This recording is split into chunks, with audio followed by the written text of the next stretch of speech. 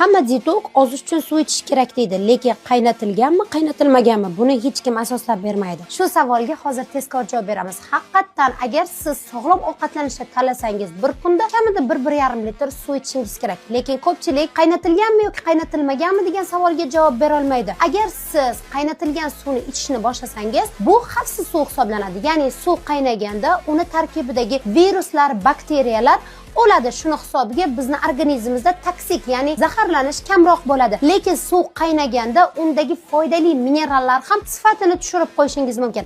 Lekin agar siz qaynatilmagan suvni tanlasangiz, har doim suv manbaiga e'tiborli bo'lishingiz kerak. Shunchaki rakvinani o'zidan suvni olib ichish ko'pincha xlorga boy bo'lgani uchun, bakteriyalar bo'lgani uchun organizmda zaharlanish yuzaga kelishi mumkin. Lekin men sizni dietologingiz aynan Dilaziddinovna sizni iloji boricha qaynatilmagan, lekin distillangan suvni ichishni tavsiya qilaman.